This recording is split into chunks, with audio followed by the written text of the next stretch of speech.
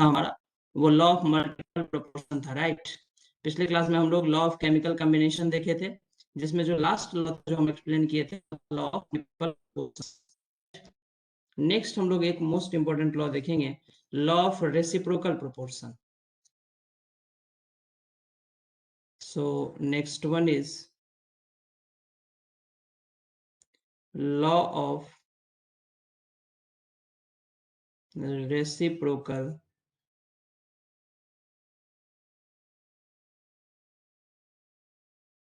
proportion.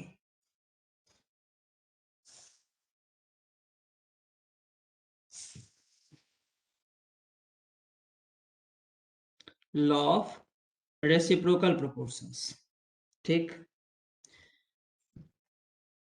Law of reciprocal किसने दिया था? ये लॉ रिचर्ड ने दिया था। स्टेटमेंट नॉट रिक्वायर्ड, हम लोग समझेंगे इसको, काफी इंपॉर्टेंट है ये लॉ। क्या था इस लॉ का मेन जो प्रिंसिपल था? दैट इज कि sir, when two element combine, when two element, let's say one is carbon and other is sulfur, these two element separately combine with the fixed mass of third element, right? So let's say oxygen is a third element, both combine with the fixed mass of third element oxygen and forms compound. Carbon forms carbon dioxide, sulfur form sulfur dioxide, SO2. Okay, carbon and sulfur both combine with how much amount of oxygen? 32 gram of oxygen. This is the fixed mass of oxygen. So ये law बोलता है कि if two elements combine with the third fixed mass of third element, then the mass ratio of these two element means mass ratio of sulfur and oxygen, mass ratio of sulfur and oxygen, sorry, sulfur and carbon, mass ratio of sulfur and carbon, it is 32:12, or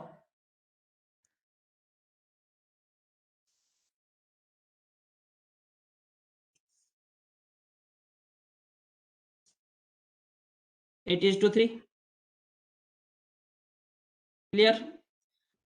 Then when these two element combine itself, जब ये दोनों एक दूसरे के साथ combine करते हैं, they form the compound carbon disulfide CH2. The mass ratio of sulfur and carbon in this CH2, mass ratio of sulfur and carbon is 64:12, and it becomes what? 16:3. Clear है ये? 16:3 and 8:3. So what is the relation between this ratio and this ratio? ये law बोलता है, ये इस law में explain किया गया है कि when two element combine with a fixed mass of element and form the compound, then the mass ratio of these two element is either same or whole number multiple of the mass ratio by which they combine with each other. जब ये एक दूसरे के साथ combine करते हैं तो उस केस में जो मास रेशियो आता है, ये मास रेशियो या तो इसके सेम मास रेशियो होंगे, दोनों के मास रेशियो सेम होंगे, और आइदर होल नंबर मल्टीपल होंगे। Yes, this is whole number multiple. अगर आप इस मास रेशियो को 2 से मल्टीप्लाई कर दीजिए, then you get this mass ratio, तो आपको ये मास मिल जाएगा, ये मास रेशियो मिल जाएगा 16:3। क्या ये law of reciprocal proportion clear है? क्या बोल रहा है law of reciprocal proportions? When two element combines with a fixed mass of third element, separately combined with a fixed mass of third element, then the ratio of their masses in which they do so is either same or whole number multiple of the ratio in which they combine with each other. जिस ratio में ये एक दूसरे के साथ combine करते हैं, वो रेशियो, और जब ये थर्ड एलिमेंट किसी थर्ड एलिमेंट के फिक्स्ड मास से कंबाइन करके कंपाउंड बनाते हैं, उसमें इन दोनों का मास रेशियो, ये दोनों में रिलेशन है sir, either both are same or either both are whole number multiple of each other. Statement required है guys, law of reciprocal proportions का स्टेटमेंट रिक्वायर्ड है, बोलिए।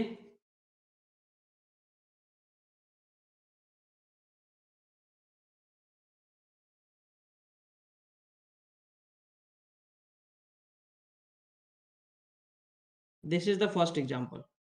Law of reciprocal proportions.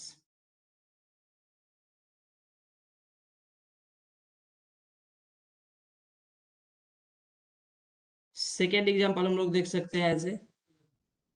Second example देख सकते हैं हम लोग. Let's say this is sulphur and this is oxygen. This both element combined separately with a fixed mass of third element. Let's say that third element is hydrogen. It form H2S and it form H2O. So what is the both sulfur and oxygen combined with 2 gram of fixed mass of hydrogen, 2 gram of hydrogen, and form H2S and H2O. When they combine with itself, when they combine together, it form SO2.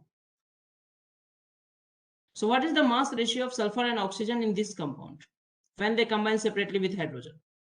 Mass ratio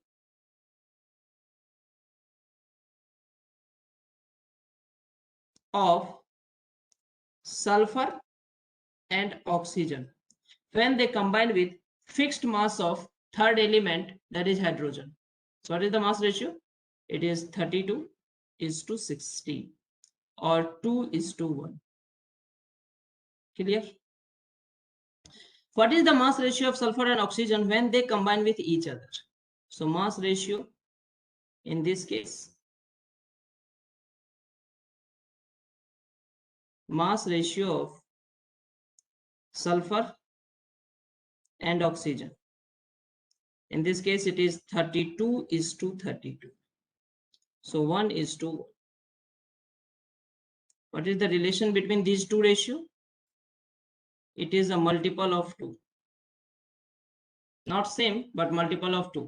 When we multiply the mass ratio of this by 2, you get the mass ratio of this. So these two mass ratio is related by a law of reciprocal proportion.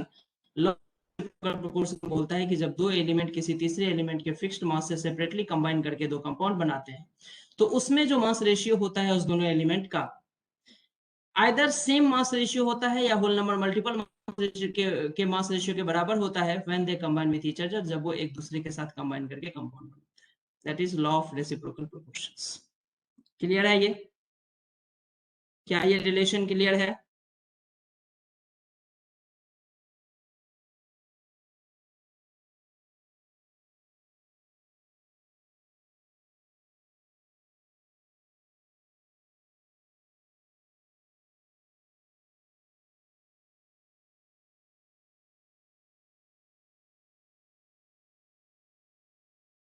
Done. चलिए, इसके बाद हम लोग Gay Lussac's law of combining volume बोले थे. Gay Lussac's law of combining volume को deal कर रहे थे, जिसमें उसने बोला था कि sir gases are combines in gases are combines gases combines in a simple ratio of their volume. Gases combines in the simple ratio of their volume, provided all the measurements should be done at the same temperature and pressure. Avogadro's hypothesis था sir simply कि volume at STP अगर आप लेते हैं, equal volume of all gases, equal volume of all gases has equal number of substituent equal number of atoms or molecules, atoms or molecules, equal number of atoms बोलेंगे अगर आप atomicity same है तब, अगर एटोमिसिटी सेम नहीं है तो हम मॉलिक्यूल्स बोलते हैं. So equal number of molecules at same temperature and pressure. Avogadro's hypothesis क्या हुआ? एवोगाड्रोस हाइपोथेसिस बोला कि equal number of atoms, Avogadro's hypothesis, equal number of equal volume of equal volume of all gases have equal number of molecules, have equal number of molecules, not atoms, at same temperature and pressure, at same temperature and pressure. क्या मतलब है इसका? Let's say कि 22.4 litre of O2, N2 and CO2 at STP। Okay, so क्या होगा? तीनों ही gas के कितने मोल्स होंगे? इसके भी 1 मोल होंगे, N2 के भी 1 मोल होंगे एंड CO2 के भी 1 मोल होंगे। क्लियर है या नहीं? बोलिए। एसटीपी पे अगर 22.4 लीटर लिया गया है तो किसी भी गैस के कितने मोल्स होंगे? 1 मोल होंगे। अब 1 मोल होंगे, that means how many number of molecules? Number of molecules की बात करें तो नंबर ऑफ मॉलिक्यूल्स, इसके भी Na मॉलिक्यूल्स, इसके भी Na मॉलिक्यूल्स, इसके भी Na मॉलिक्यूल्स। लेकिन अगर हम नंबर ऑफ एटम्स की बात करें तो number of atoms, so it is 2Na, this is also 2Na, और इस केस में क्या हो जाएगा बताइए? 3Na। तो देखिए यहाँ पे नंबर ऑफ एटम्स भी सेम है, लेकिन यहाँ पे नंबर ऑफ एटम डिफरेंट हो गया है। So if atomicity is the same, if atomicity is same, no sir, no no. ये किसका रिप्लाई है? उजारनी गुरु। Yes sir, no sir, I seen the reply very late, और यू रिप्लाइड वेरी लेट। पता नहीं किसका यस सर, किसका नो सर, किस चीज के लिए है ये। सो आई होप कि नो सर वो स्टेटमेंट के लिए था कि स्टेटमेंट रिक्वायर्ड है या नहीं। कार्डोज हाइपोथेसिस बोला आपको कि अगर इक्वल वॉल्यूम ऑफ गैस लेते हैं आप किसी फिक्स टेम्परेचर प्रेशर पे किसी भी गैस का, तो उसके नंबर ऑफ मॉलिक्यूल्स सेम होंगे, that means number of moles same होगा। नंबर ऑफ मोल्स सेम होगा तो नंबर ऑफ मॉलिक्यूल्स भी सेम होंगे। नंबर ऑफ एटम सेम हो भी सकते हैं, नहीं भी हो सकते हैं, that depends on the atomicity of the gas. अगर एटॉमिसिटी सेम है तो नंबर ऑफ एटम्स भी सेम होंगे, एटॉमिसिटी डिफरेंट है तो नंबर ऑफ एटम डिफरेंट होंगे। सो नंबर ऑफ एटम्स में ये फिक्स्ड कंडीशन नहीं है कि नंबर ऑफ एटम्स भी सेम होंगे, that is not necessary condition. So not atoms but molecules same होंगे, इट इज नेसेसरी। क्योंकि नंबर ऑफ मोल सेम है तो नंबर ऑफ मॉलिक्यूल्स भी same. So example 22.4 litre O2 लीजिए, N2 लीजिए, CO2 लीजिए। अगर आप STP पे ले रहे हैं, all the gases has 1 mole and 1 mole gas has number of molecules Na, Na and Na. Number of molecules are same in all gases. Number of atoms, both are diatomic, oxygen and nitrogen, so number of atom is also same. Carbon dioxide has 3 atoms, so it is 3Na. Number of atom is different. Clear है ये? ऐसे आप अगर इसका mathematically बोलते हैं तो number of volume अगर सेम है, volume is directly proportional to number of moles बोलते हैं at same temperature and pressure at constant temperature and pressure. So V is equal to Kn and V by N is equal to constant. We can write V1 by N1 is equal to V2 by N2. This is Avogadro's hypothesis of mathematical form of Avogadro's hypothesis.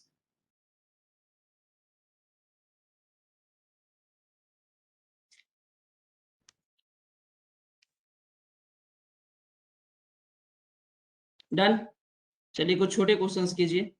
First question, calculate the volume of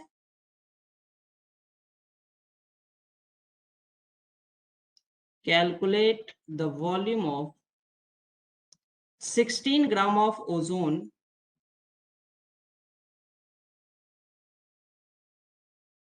at ST. Do fast.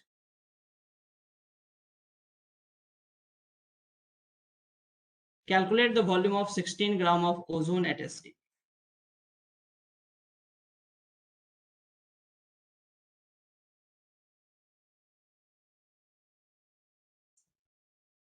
Calculate the volume of 16 gram of ozone at STP. क्या कर सकते हैं? Wait of ozone is given,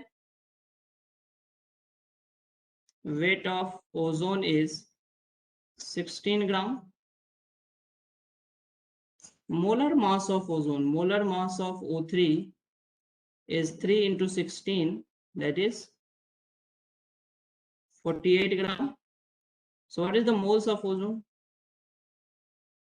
Moles of ozone, moles can be written by a small n. So a small n O3 is equal to given weight by molar mass. Either we write 3 into 16, that is better. So 16 through 16, 1 by 3 mole. Clear? So what is the volume of 1 by 3 mole ozone at STP? Volume at STP. We just multiply the number of moles with 22.4 liter. 22.4, this much liter. कितना आ जाएगा ये? 1 by 3 into 22.4 liter कितना आ जाएगा ये? Approximately 7.5 liter. Clear है? कोई प्रॉब्लम है बोलिए. Question number 2. 672 ml of ozonide oxygen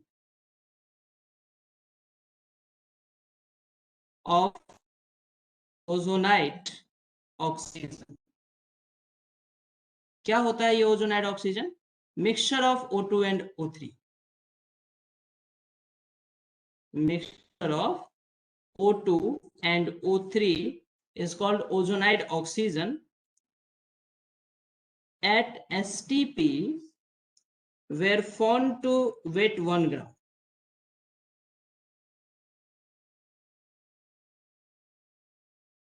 Were found to weight 1 gram. Calculate the volume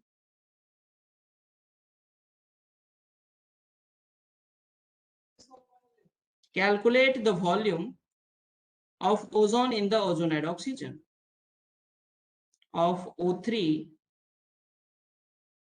in ozonide oxygen. Do it.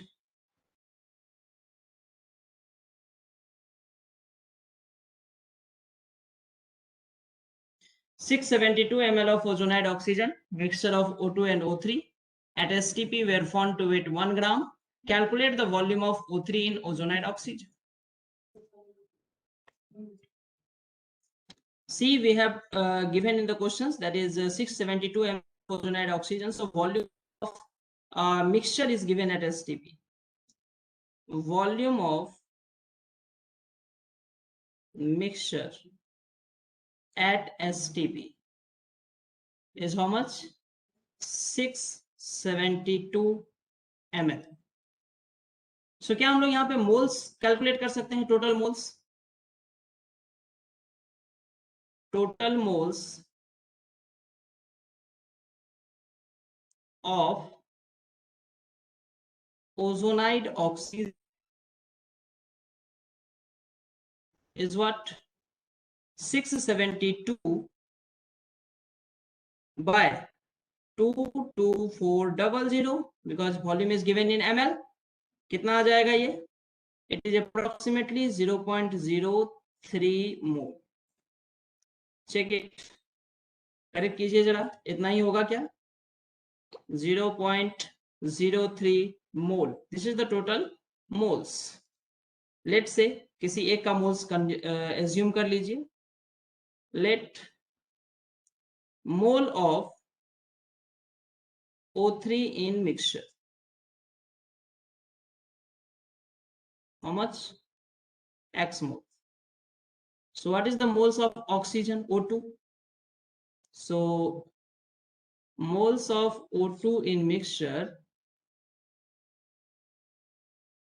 is equal to total mole 0.03 minus X. That is the mole of ozone. ये हो जाएगा mole of oxygen. और अगर किसी चीज का मोल हमें पता है और मोलर मास पता है, तो we can calculate the weight. So weight of oxygen, weight of O3 कितना हो जाएगा? Molar mass 48 into number of moles X, this much gram. Weight of oxygen in mixture is molar is 32 into number of moles 0.03 minus X, this much gram. And you know कि question में हमें given है where found to wait 1 ग्राम. इस mixture का जो wait है वो 1 gram है. That means according to questions we can write 48x plus 32 into 0.03 minus x is equal to how much? 1. Solve कीजिए इस इक्वेशन को और x का वैल्यू निकालिए. आ जाएगा x का वैल्यू, तो मोल्स आ जाएंगे. और हमें क्या निकालना, क्या है क्वेश्चंस में? क्वेश्चंस में निकालना है volume of ozone, ozonide oxygen. Moles अगर आ जाएगा तो एसटीपी पे हम वॉल्यूम भी निकाल लेंगे. मोल कैलकुलेट कर सकते हैं इसमें. 48x plus 0.96 minus 32x is equal to 1. ये कितना आ जाएगा? 16x is equal to 1 minus 0.96.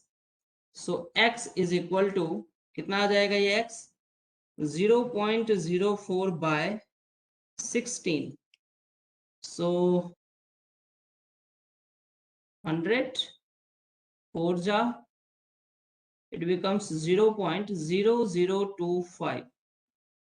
this much mole ozone. ठीक. So moles of ozone in mixture,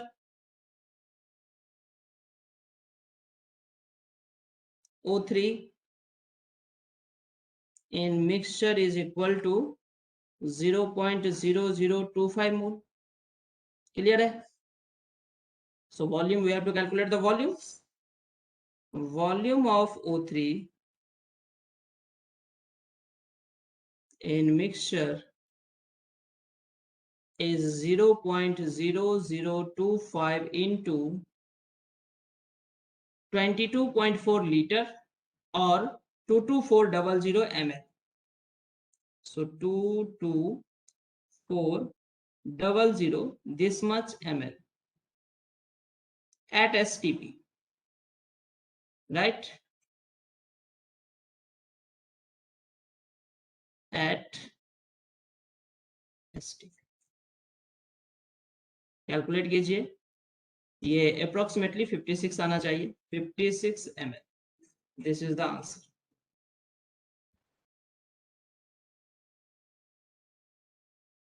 any problem? Solution में कोई है? बोलिए. Ozonide oxygen means oxygen plus O2 plus O3 mixture है. मिक्सचर का टोटल वॉल्यूम एट एसटीपी दिया था, moles calculate हो गया. किसी एक का हमने मोल्स एज्यूम कर लेंगे. ओजोन का निकालना था वॉल्यूम, इसीलिए हमने ओजोन का ही मोल्स एज्यूम कर लिया. That is X mole. So total mole minus X mole is the moles of oxygen. Moles of oxygen निकल गया, मोल्स ऑफ ओजोन निकल गया. Molar mass we know already, तो हम लोग वेट निकाल सकते हैं. So total weight of ozone in mixture is 48x and weight of oxygen in mixture is 0.03 minus x into 32. This weight, sum of that weight must be equal to 1 gram because questions में given है कि weight of 627 ml ozonide oxygen having 1 gram. So इसका sum 1 आना चाहिए, that is equal to 1 gram. Equation solve कीजिए. One equation, one unknown x का value आएगा, that gives the moles of ozone O3.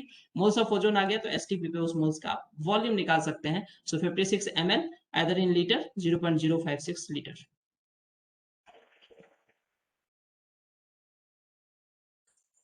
No issue. चलिए, इसके बाद दो टर्म्स आते हैं. एक टर्म्स आता है एवरेज एटॉमिक मास या mean atomic mass. Average atomic mass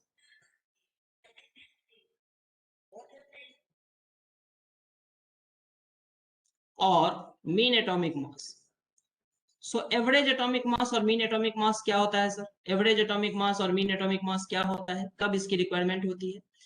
सो एज कि सर एटॉमिक मास जो होता है that is equal to number of proton and number plus number of neutron. Atomic mass, we know कि जो atomic mass होता है sir,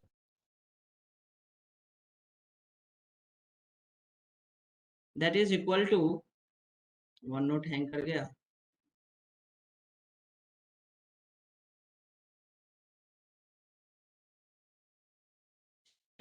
second.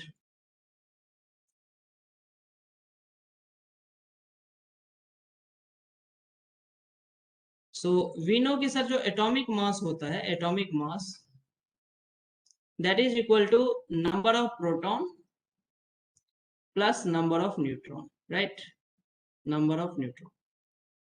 अब ये नंबर ऑफ प्रोटॉन और नंबर ऑफ न्यूट्रॉन हमेशा होल नंबर होगा, ये फ्रैक्शन में पॉसिबल नहीं है, ये फ्रैक्शन में पॉसिबल नहीं है सर। अब ये दोनों वैल्यू अगर फ्रैक्शन में पॉसिबल नहीं है, ये भी एक होल नंबर होगा हमेशा।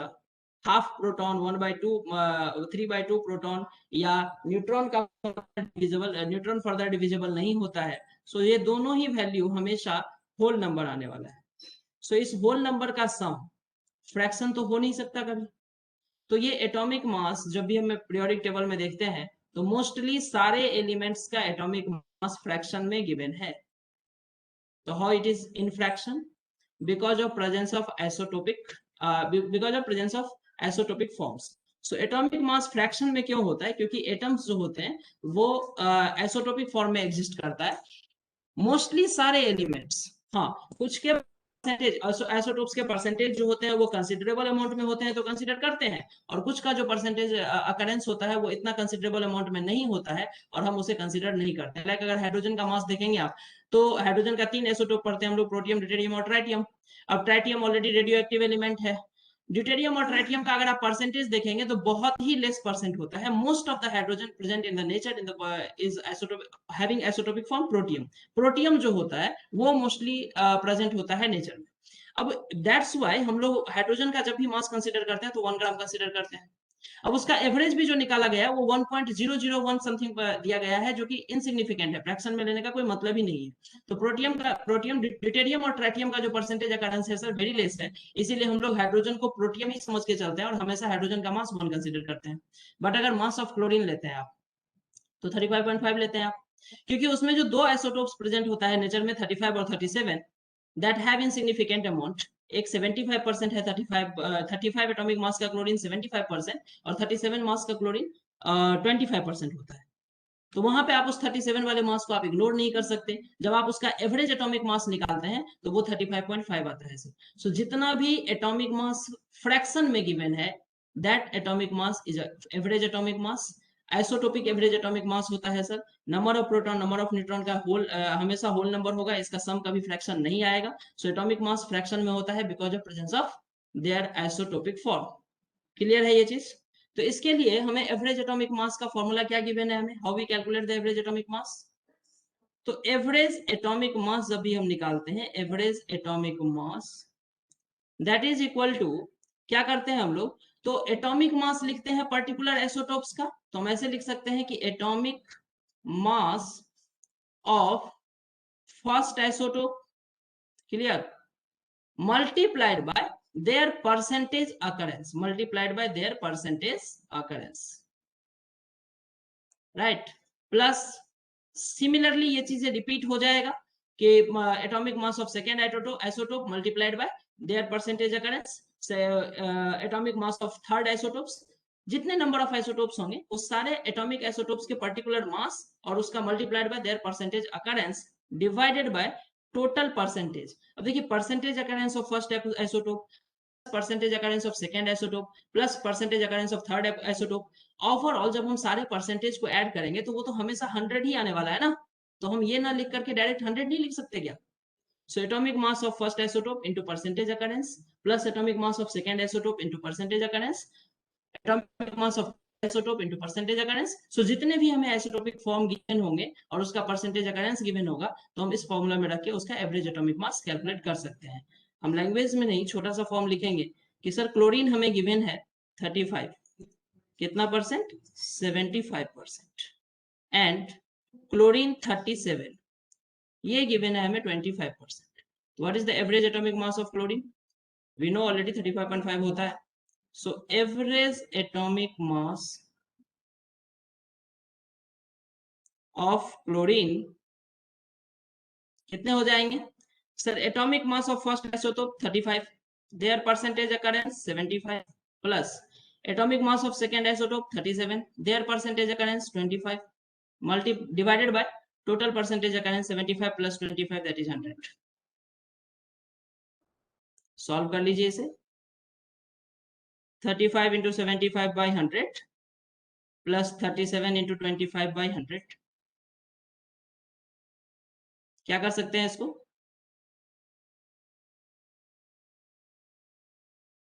ये 4 जा जाएगा। 35 into 3 is 105/4 plus 37/4। So 105 plus 37/4 241 I think 142 आएगा। 142/4 कैंसिल आउट कीजिए, इट इज 35.5। क्लियर? सो ये कॉन्सेप्ट है एवरेज एटॉमिक मास का। एक क्वेश्चन आप लोग लिख लीजिए इसको। थोड़ा सा उल्टा कर लेते हैं हम लोग कि इस बार आपको एवरेज एटॉमिक मास दे देते हैं, एटॉमिक मास ऑफ आइसोटोप्स दे देते हैं, परसेंटेज अकरेंस आपको निकालना है। So if atomic mass of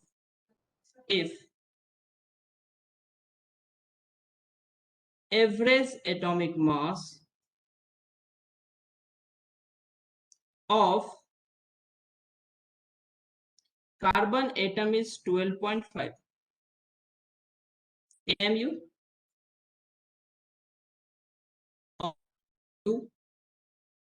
AMU or U, it is also in AMU because this is the mass of one atom of chlorine. It is the mass of average mass of one atom of carbon. So if average atomic mass of carbon atom is 12.5 AMU, calculate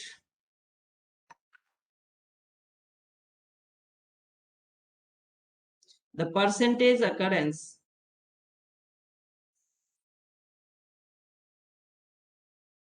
of C12 and C14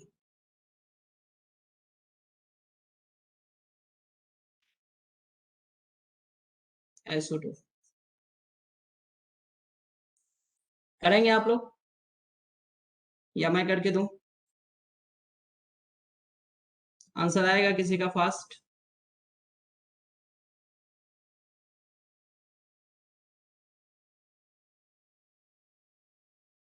Ayushi Sahu 7.46 litre.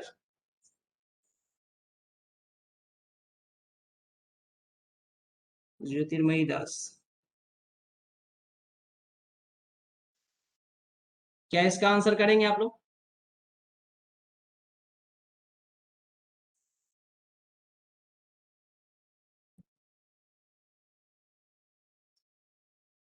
इतना time नहीं लगना चाहिए।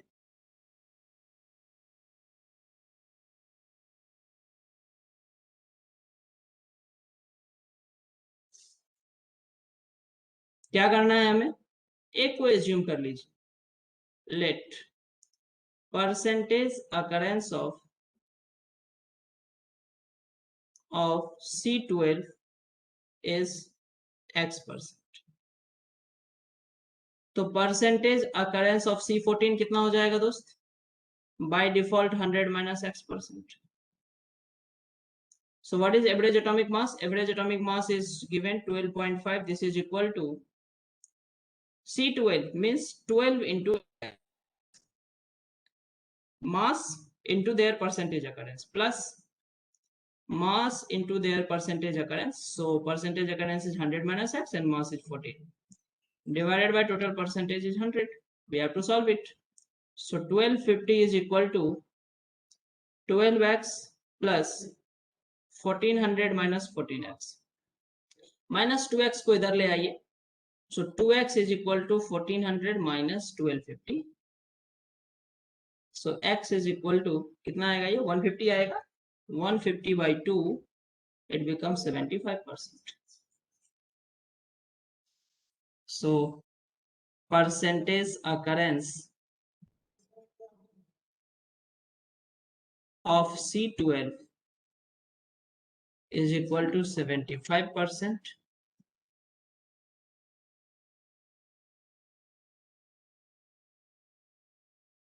Percentage occurrence of C14 is equal to 100 minus X, that is 100 minus 75, 20%.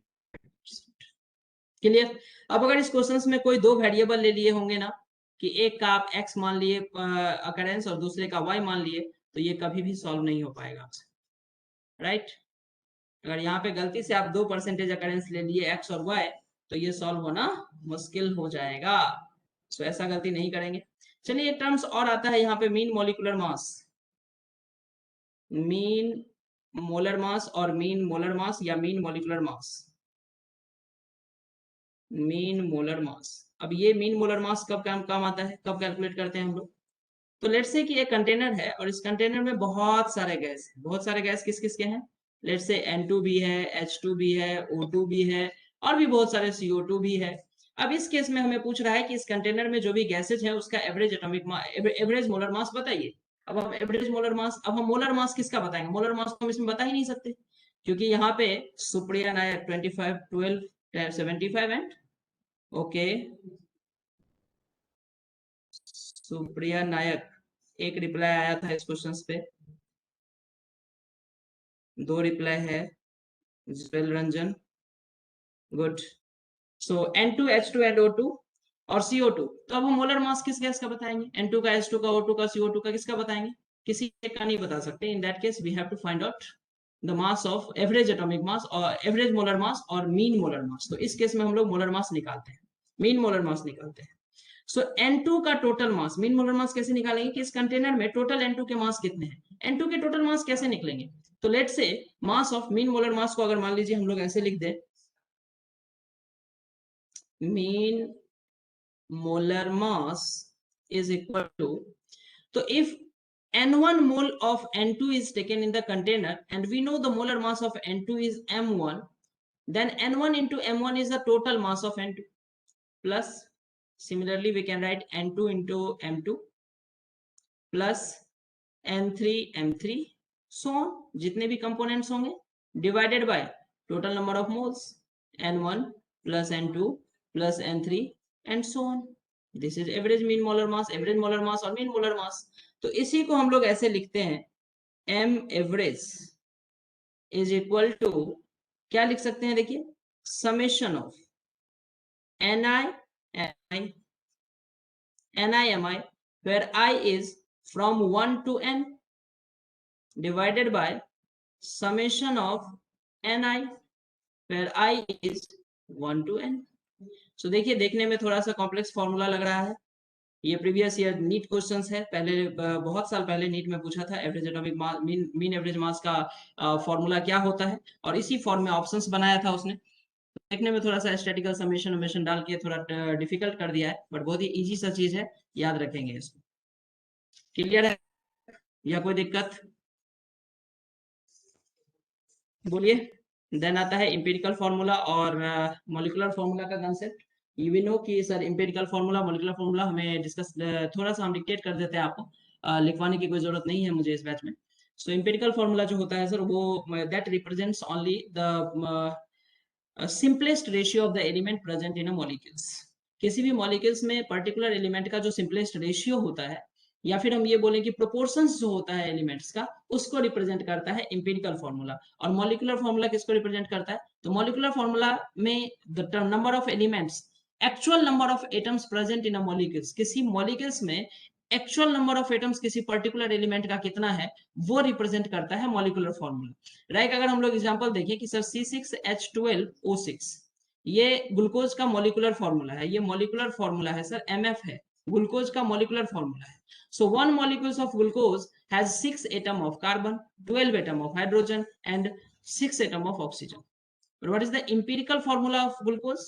So empirical formula of glucose is the simplest ratio, means just remove the common factor, 6 remove कर देंगे इसमें से common factor को, it becomes CH2O. This is the empirical formula, right?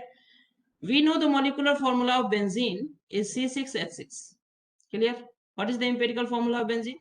Remove the common factor 6, it becomes CH. Molecular formula of acetylene, it is C2H2. What is the empirical formula of acetylene? Benzene. This is acetylene. So empirical formula of acetylene is CH. तो ये तो molecular formula और empirical formula की बात आ गई। अब आप देखिए कि क्या सिंपली इंपेरिकल फॉर्मूला को देख करके हम एग्जैक्टली बता सकते हैं कि ये किस मॉलिक्यूल्स का इंपेरिकल फॉर्मूला है? जी नहीं sir. Formula of multiple compound में बी सेम। बेंजीन और एसिटाइलिन का एम्पिरिकल फॉर्मूला सेम है सर।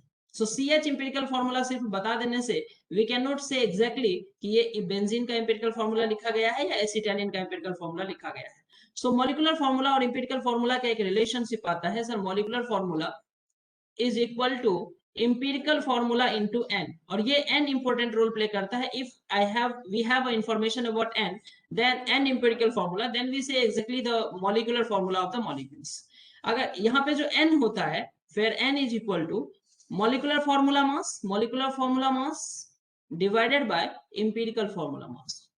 let's say अब यहाँ पे आप देखिए कि अगर n का वैल्यू गिवन हो, n का वैल्यू इन केस फर्स्ट और सेकंड कर लेते हैं हम इसको। n का वैल्यू इन फर्स्ट केस क्या हो जाएगा, 6 into mass of carbon how much 12 plus mass of hydrogen 1 divided by empirical formula mass 12 plus 1 that is 13।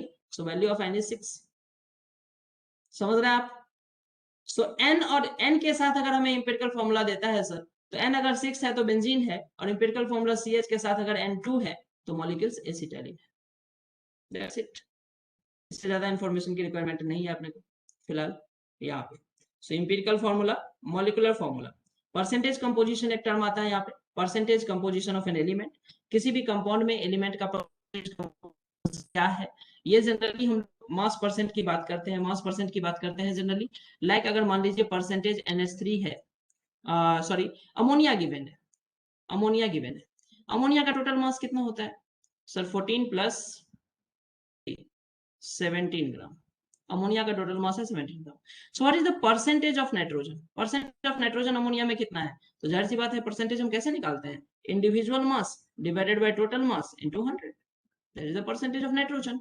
अगर हमें परसेंटेज ऑफ हाइड्रोजन पूछ रहा है, individual mass, total mass of hydrogen present in the compound divided by mass of compound into 100।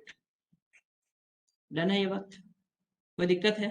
सो ये किसी compound में particular atoms का हम लोग मास रेशियो ऐसे निकालते हैं, किसी भी कंपाउंड में हम लोग मास रेशियो ऐसे निकालते हैं, राइट। नेक्स्ट क्या है अपना, किसी भी कंपाउंड में एटम का मास रेशियो ऐसे निकालते हैं। सर जरूरी नहीं है कि किसी भी इंडिविजुअल कंपाउंड में हमें एटम का ही मास रेशियो दे, कभी कभी हमें एडिशन कंपाउंड दे देता है, एडिशन मॉलिक्यूल्स दे देता है, जैसे एलम हो गया, मान लीजिए Al2SO4 का होल थ्रेस K2SO4 इंटू 24H2, ऐसे कुछ लिख देगा। अब इसमें हमें वाटर का परसेंटेज पूछ लेगा, not the percentage of hydrogen, not the percentage of oxygen, हमें कंप्लीट वाटर का परसेंटेज पूछ लेगा यहाँ पे। तो क्या करेंगे हम, टोटल मास ऑफ वाटर करेंगे 24 into 18, this is the total mass of water, divided by total mass of the molecules multiplied by 100, that is the percentage of water.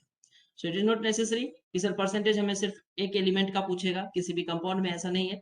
Addition molecules दे सकता है, और एडिशन मॉलिक्यूल्स में किसी particular part का, sulphate ion का पूछ सकता है परसेंटेज, पोटेशियम का पूछ सकता है, एल्युमिनियम का पूछ सकता है, वाटर का पूछ सकता है परसेंटेज। क्लियर है, कोई दिक्कत है बोलिए, परसेंटेज कंपोजिशंस में कोई प्रॉब्लम है।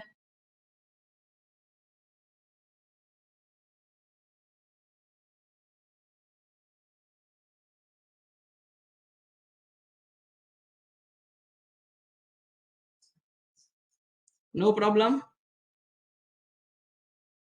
डन है सर। चलिए नेक्स्ट टॉपिक है अपना स्टोइकियोमेट्री।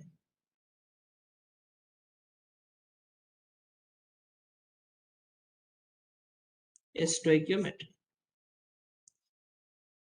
सर पिछले क्लास का जो रिकॉर्डिंग था उसका जो हेडिंग हम लोग दिए थे वो POAC दिए थे, ऐसा नहीं था। पिछले क्लास का रिकॉर्डिंग का हेडिंग हमारा केमिकल लॉ ऑफ स्टोइकियोमेट्री और प्रिंसिपल ऑफ एटॉमिक कंजर्वेशन, ये हम बताए थे कि नेक्स्ट क्लास में डील करेंगे, है ना। तो ये कल का और आज का जो लेक्चर है वो दोनों ही lecture law of chemical combinations पे ही होगा। आज का जो था लॉ ऑफ केमिकल कॉम्बिनेशन, हाँ कल का भी एडिट कर लेंगे सर, वो भी लॉ ऑफ केमिकल कॉम्बिनेशन ही है। ओके ओके, आज कल सेम। पिछला वाला स्टोइकियोमेट्री था, नहीं कॉम्बिनेशन, वो भी यही था, law of chemical combination. Stoichiometry आज स्टार्ट हो पाएगा। हम पिछले क्लास में ये डिस्कस कर रहे थे कि नेक्स्ट क्लास में हम स्टोइकियोमेट्री और POAC डिस्कस करेंगे, बट ये कंप्लीट हो नहीं पाया। स्टोइकियोमेट्री और POAC हमारा नेक्स्ट क्लास चला जाएगा। अब स्टोइकियोमेट्री और POAC इस क्लास में भी कवर नहीं हो पाया। Law of chemical combination continued और some small topics related with law of chemical combinations वो डिस्कस हुआ है। सो जो सर नेक्स्ट एक क्लास डाउट हमारा आने वाला है वो होगा सर स्टोइकियोमेट्री और सर पीएमएस। एक डाउट है पूछना सर। हाँ सर बताइए।